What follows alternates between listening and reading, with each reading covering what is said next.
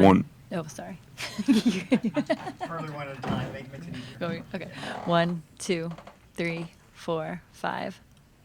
1, 2, 3, 4, 5. 1, 2, 3, 4, 5. 1, 2, 3, 4, 5. Everybody good? Okay, introductions. Head coach Laurie Hennis of NC State, head coach of the top-ranked Wolfpack, the defending national champion. And in March of 21, NC State finished second in Stillwater to BYU. Dave Smith, Oklahoma State. Entering the weekend, he coaches the third-ranked women's team, the fourth-ranked men's team. He has won 3 national titles at OSU. Ricardo Santos of Stanford. Stanford enters the weekend ranked number 1 in the country. Stanford is also the only program in the country to have both men's and women's teams finish in the top 6 nationally at 21. And Mike Smith, head coach at Northern Arizona, has won 4 cross-country national championships on the men's side.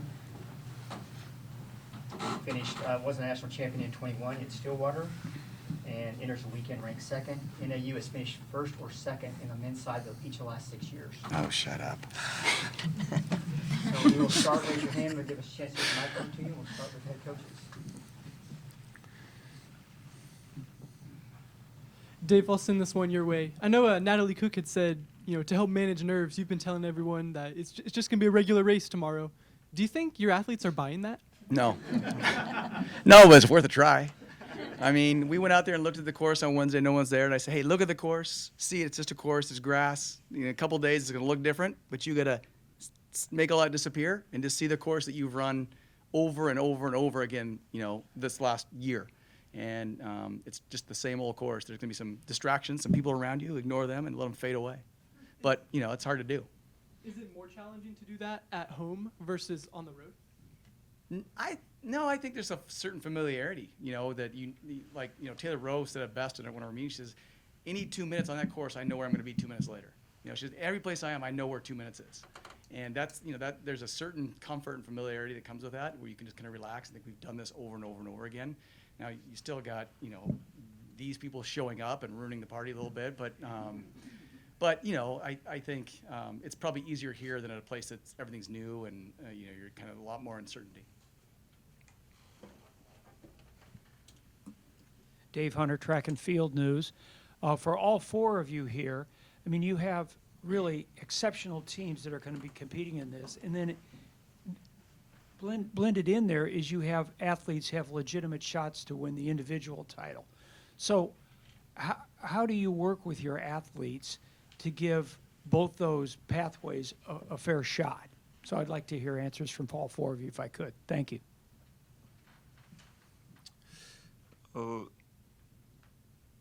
We don't ever talk about individuals winning. That's an outcome.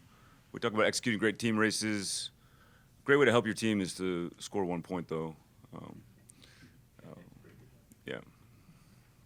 Yeah, for us, we've talked about it. Obviously, we have, Charles Hicks, who was up here before, and we have a few others that can be up there in the mix. So, like Coach Smith just said, the best way to get the least points is to have as many people up there. So for me, we discuss it on both fronts. I talk about it with the individual athlete and what they can accomplish. And as a team, collectively, we talk about what we want to accomplish as a team and how we want to race as a team too. So, our sport is a little bit of a weird one because it's a team sport, but it's also an individual sport. So, I try to talk with them about it and using both angles.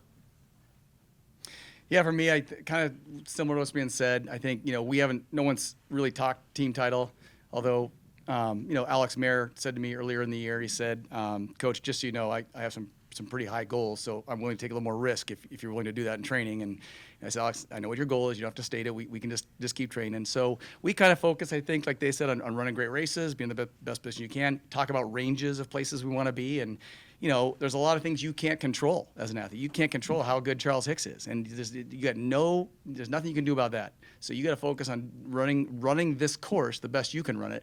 And at the end, we'll see, let's race the last 1,000. But the first 9,000, you got to run the course. And we know how to run the course. So run the course and see where that puts you. And if you can sniff it in the end, then go for it. They took all the good answers, but no, I don't think those two things are at odds.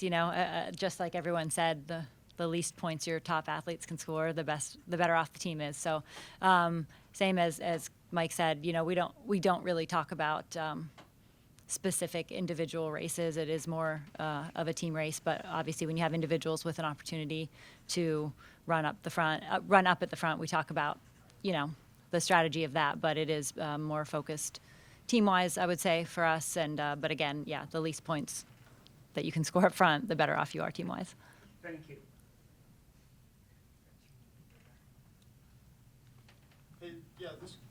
No, you're good. Okay. This question is for Coach Laurie. I know Caitlin Tui. She mentioned that she hasn't redlined or anything like that. With a talent like her, how much coaching do you feel like you have to do?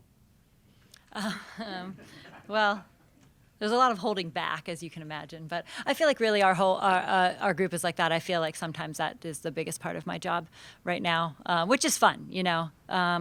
She said here a couple of minutes ago, pressure is a privilege, and I think that is a little bit of a cliche, but we really do focus on being grateful to be here and really working with her teammates. So she is an amazing team player. Sometimes someone at that level or coming from that level in high school might not be, you're not sure they're going to be as team oriented as you want in a program like ours. She has been that and more. And so the focus for her is really been on elevating her fitness and helping her teammates do the same thing. Thank you.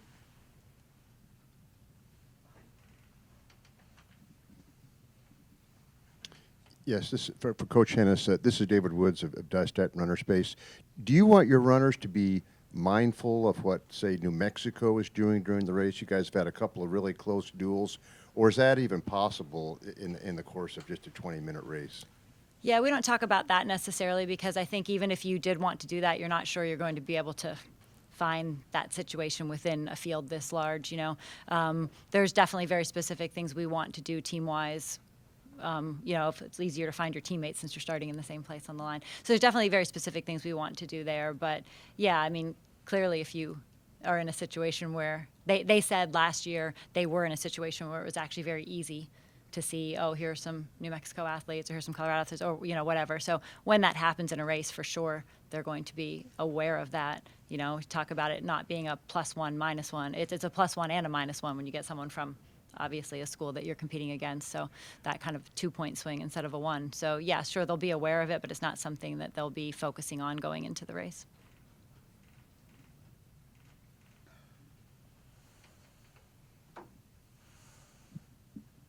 Yeah, a question from Mike Smith. Wondering, can you evaluate how you think your team's season has gone this year on the men's side, and also why you made the decision to race Colin Solomon this year instead of redshirting him?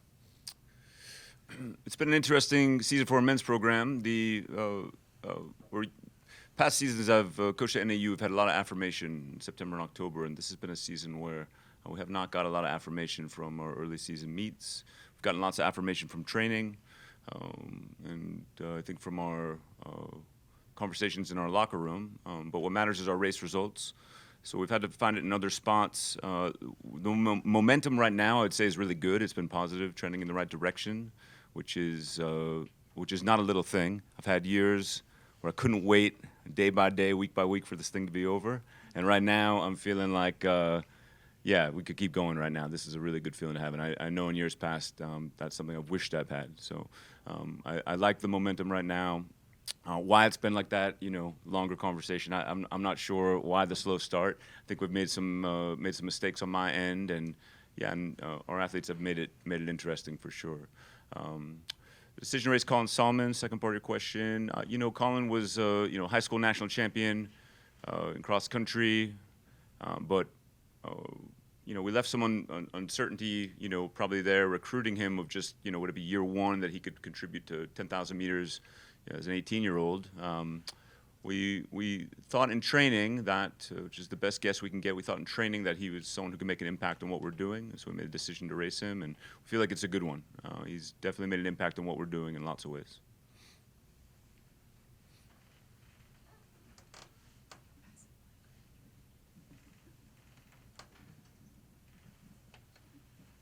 Yeah, I got two for Coach Ricardo Santos. First one is, how's Cole Sprout doing right now? And second, how confident are you guys just with all you've done this season coming into this meet?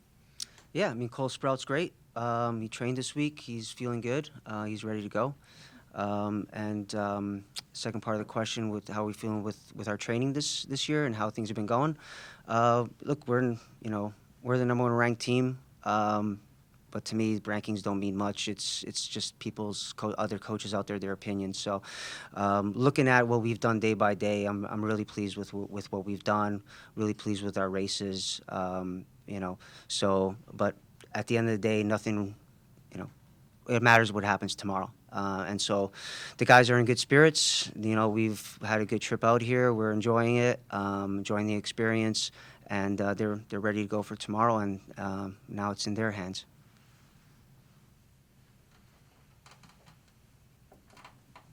This question is for Coach Dave Smith. I know a few days ago you called this a dream come true to host.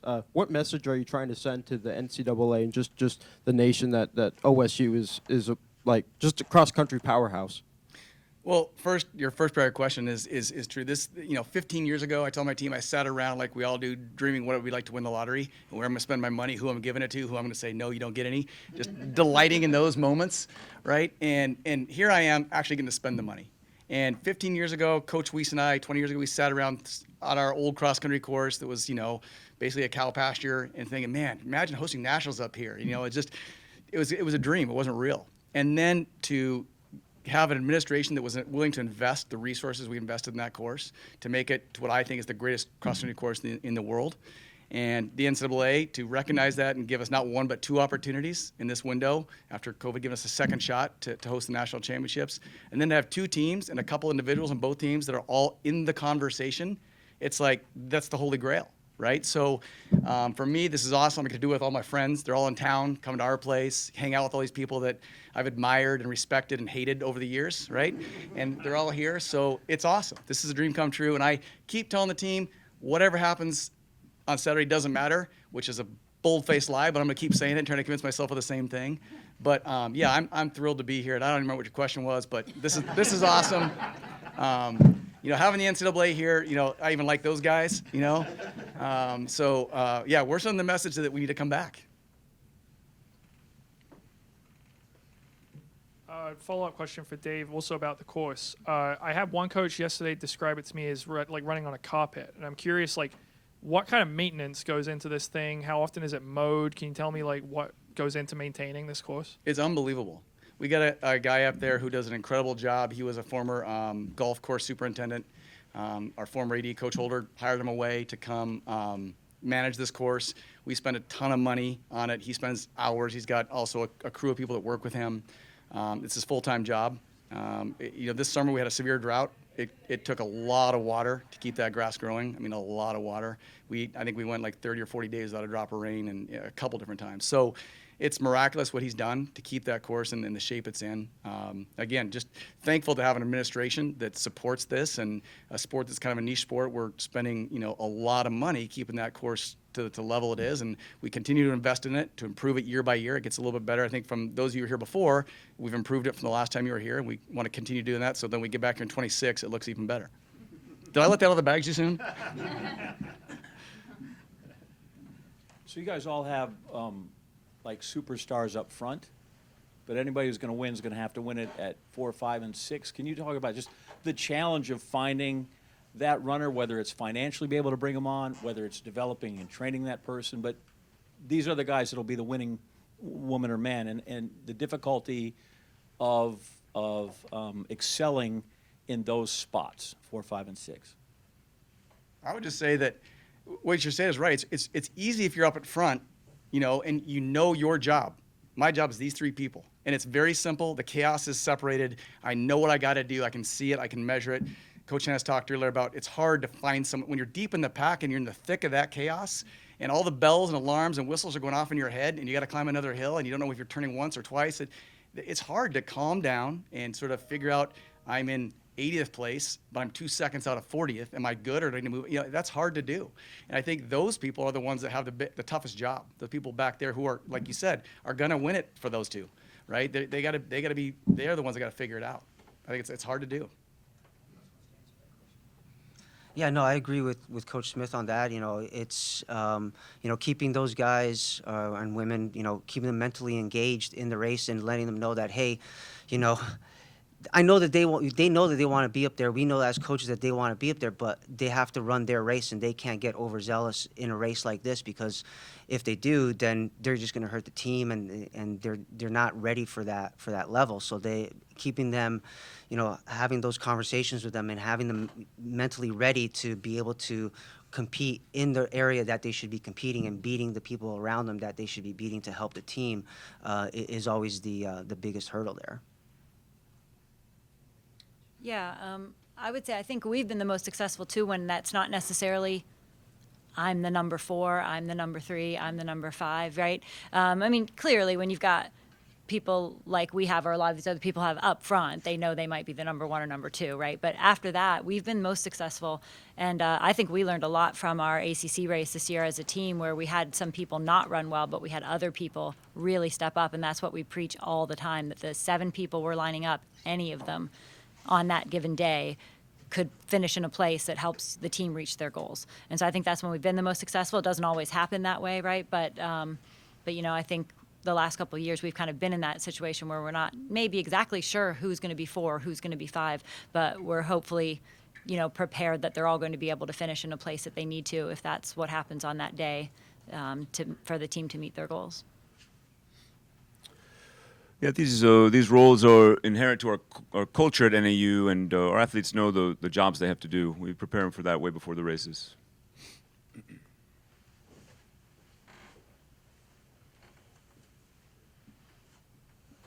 Question for Dave.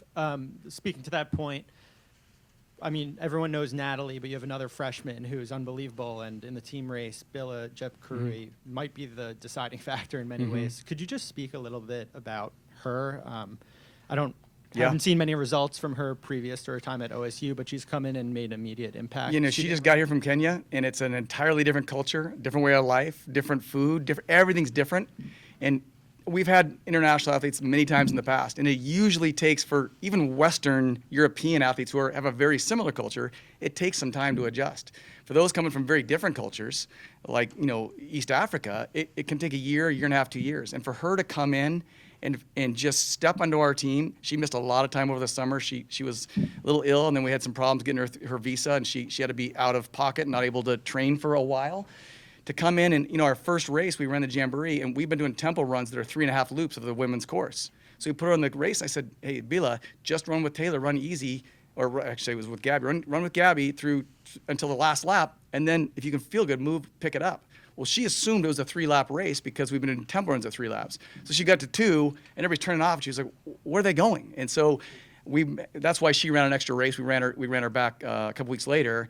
And just to see her, she went 20:15, which on our course is a top 10 all-time time on that course. And I think what she's done is amazing. I think if she's this good this quickly, the future is really, really bright for her. So, yeah, just she's blown me away. More questions in the room? We talk the foreign athletes on your team. Sometimes people are like, oh, I can't believe that. We should have it. What they add to your team in terms of culture and worldliness, what's the benefit of that? Well, I'll tell you this: we got a young lady on our team from Israel, and a guy on our team from Morocco. And Israelis are not allowed into Morocco. Okay, these people hate each other, right? Their governments do, and these two are best friends on our team: a young lady from Israel and a young man from Morocco. And you see that, and you think, one relationship at a time, one team at a time. I'm getting kind of emotional here. You can kind of change the world, and I just think that I watched that happen, and I watch kids who, rural Nebraska kids who have never been outside their bubble, and now they're going to go to Europe and visit their friend in Lithuania, the country they've never even heard of before, and they're going to go over to Norway, and they might stop down in Germany. And I just watch their worlds expand and their perceptions of other people and who we are, and they have a lot more in common with a young man or woman standing next to them who might be a different religion, different race, different social and economic background, but we have this passion for running that makes us much more similar to people in my own country who tell me I'm supposed to hate you, So I love having the international flavor and kids with all these different perspectives, and I just think it changes who we are. It changes our team and those around us, so I love it.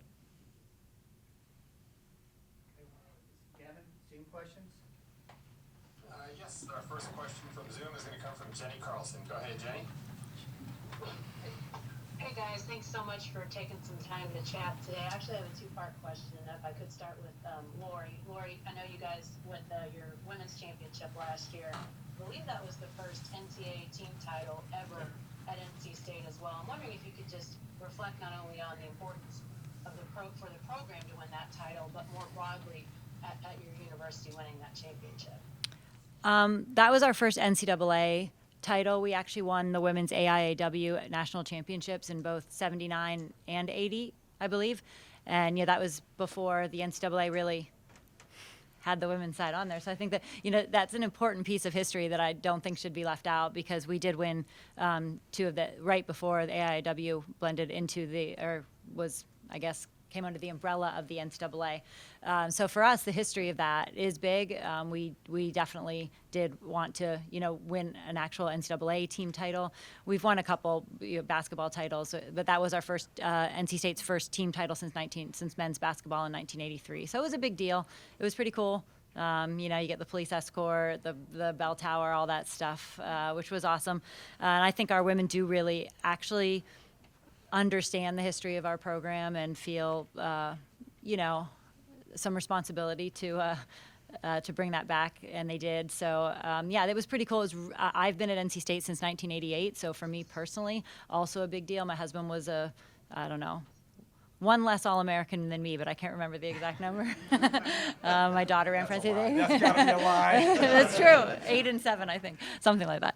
But yeah. So personally, it was a big deal. It's very rare to be able to stay at the same place your entire career. I've been extremely fortunate to be able to do that, and it's a big deal for our family. And so for me personally, it was huge, and for the history of our program as well.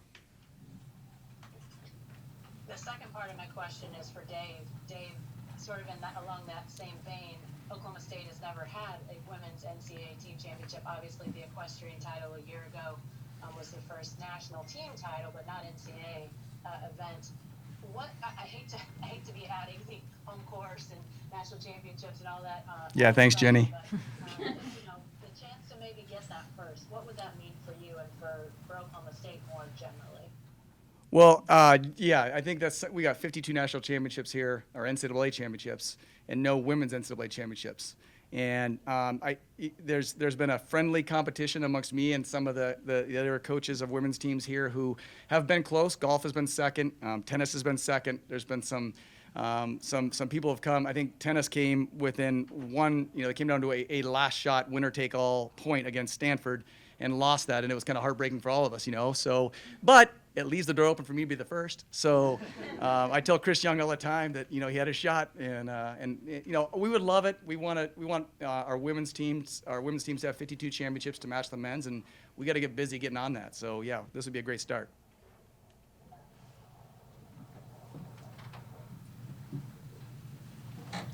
Gavin, any other same questions? Yes, our next question is going to come from Ricky Quintana. Go ahead, Ricky. Thank you. I do have a series of questions, but for the coaches, I'm traveling right now from the NCAA championships, and Jordan of Ohio came in and upset Milligan and the Masters. Not that that's terribly important to you all, but I just wanted to comment on what is your attitude with your teams, each one of you. Do you kind of like the underdog role, or do you like being the favorite for each one of the coaches? Please start on you. Yeah, I think Caitlin got a question earlier. Does it feel different this year than last year? And it does. I mean, I don't know. Does everyone prefer the underdog role? Maybe, but I think it's a little bit different mindset for sure when you're coming off of a title. I think Caitlin said it. We always say we don't defend anything at NC State. We talk about that with our ACC championships as well. I don't think it's not a term we like to use. You're like defensive or someone can come take it away from you. None of those things can happen. So we don't really talk about defending championships at NC State. We talk about each season is different, and you want that culture that you're building to just perpetuate into each season, and people go after their goals, which may be different each season. But I think maybe people prefer the underdog, but it's fine to be the favorite as well. Yeah, I think I've said this publicly before. I love being the underdog. I love being underestimated. I love proving people wrong. I think it's how I grew up. You know, we didn't have a lot when I was a kid and just felt like I had to kind of fight and scrap for everything, and I just loved it. I think a lot of us do. I think the term blue collar gets thrown around, or there's a lot of ways to say this. I think we all kind of like that, and it's us against the world. I think that's a powerful motivator. But at the end of the day, I think as Ricardo said, these are just people's opinions, and being ranked number one just means that you got people that like you that want to vote for you, and everybody likes Ricardo, so he's ranked number one. So. I mean, I'm going to echo that. Obviously, being the underdog, everyone really likes to be the underdog and kind of be that story and kind of come up and be the surprise. But that being said, we're relishing our opportunity here as to be the number one ranked team, and we're not going to let that deter us from being motivated to get the job done tomorrow, and know that there's a lot of other great teams out there that it's just not a race with us up front and others trying to get us. It's going to be a really tough battle tomorrow, but yeah, would prefer to be the underdog. Yep. Won't fall for that trap. Never underestimate the heart of the champion, right? Isn't that what Reed Tomjanovich said? Oh, man. I'm on year 7 at NAU, and the entire time we've been here, we've been in this position of high ranking or winning, and I've begun to see this as a great advantage that we have, and I'm happy that we've remained in this spot because I see, the opportunities we've had to learn this game, and also to not fall into the traps and mistakes that people make when they find themselves in these positions and they're not familiar with them, because the traps are easy to fall into. Smart people make big mistakes, and the pressure and expectation makes people that really do know what they're doing all of a sudden not know what they're doing. So see this as a great advantage.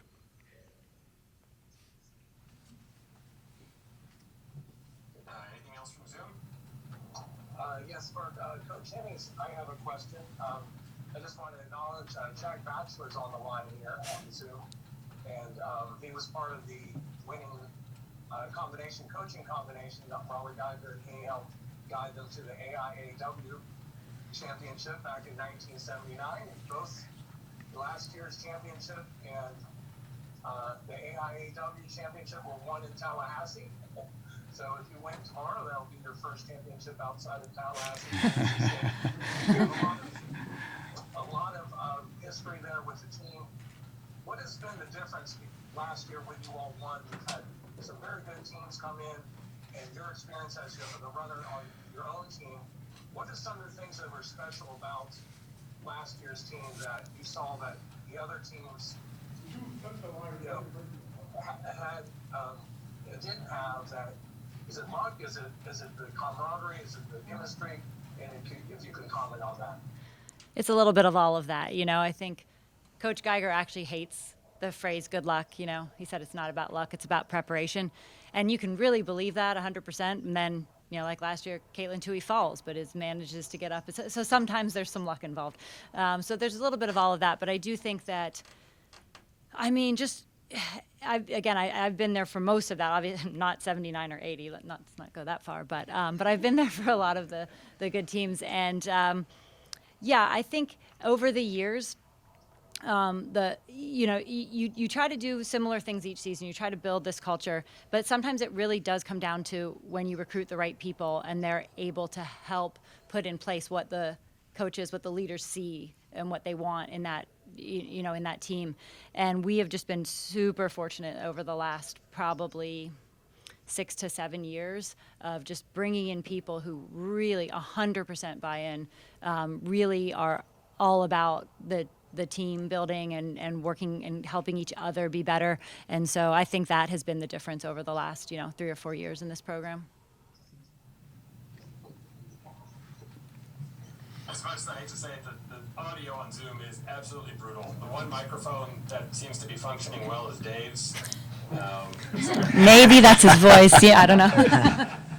Like from Zoom, beyond this, maybe Dave, if you can help us out a little bit, maybe pass that mic. That seems to be the best one. Okay. Thanks. All right. So with that said, anything else from Zoom? I have one. I a question to ask her here today, but I just want to know, for the coaches, tomorrow's going to be a big day for all of you. The course seems kind of wide open. I've never been there personally, and it's hard to be in all places at all times. What are some places that you're going to stand, and what are some cues you're going to look for from your team if it's going well or if it's going poorly? What are some of the things you are going to be looking for, and then what do you do in those situations?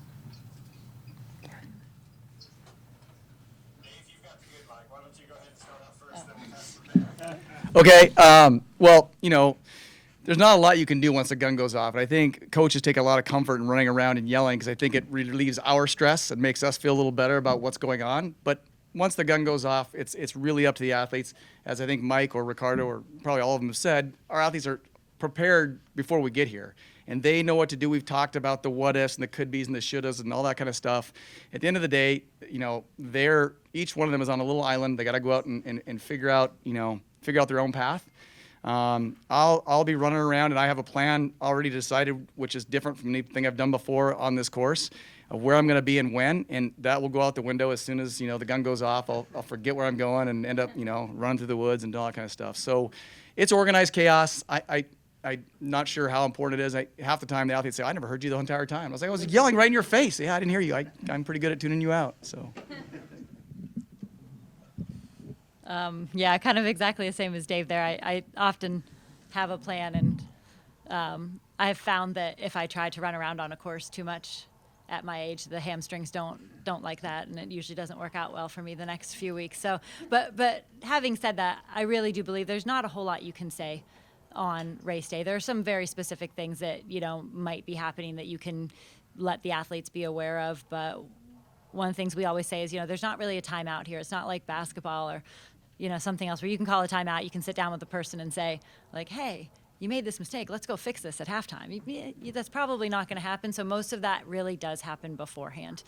Talking about the mistakes that could be made, how you want to respond to things, because it really is not necessarily about what actually happens. You can't control what other people do, but you can only control how you respond to it. So that's our big thing on race day, is controlling how you respond and running your own race. So yeah, sure, we'll do the running around and have a plan of where to be, but I do think it's something we want them to be prepared for before the race starts, really.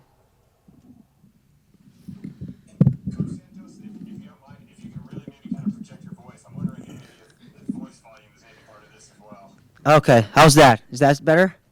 Yes, you sound like mine right there. All right, good. So my plan for the race tomorrow is same as about a year and a half ago. I'm going to find Coach Smith and I'm going to follow him around because it's his home course, obviously, so he knows where to go. So if wherever he's going is going to be good enough for me. Look, we have athletes here. Every one of these athletes in this race has run probably hundreds of cross-country races. They are the best of the best in their age group, and you just have to trust them at this point. At this point, they know the game plan. You've talked over the game plan with them. And like Coach Laurie said, it's not like we have a halftime to say, hey, you got to adjust this or you got to adjust that.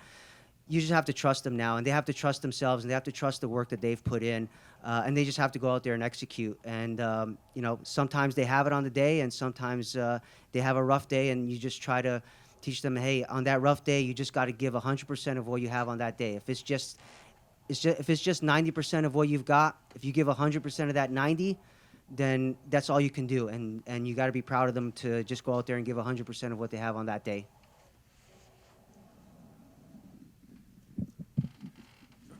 Yeah, we found over the years the best way to watch the course is on your phone, and so I'll be watching the ESPN coverage with some popcorn like everyone else, see what happens here. Probably warming the tent, and let me know if we need to go to the finish line.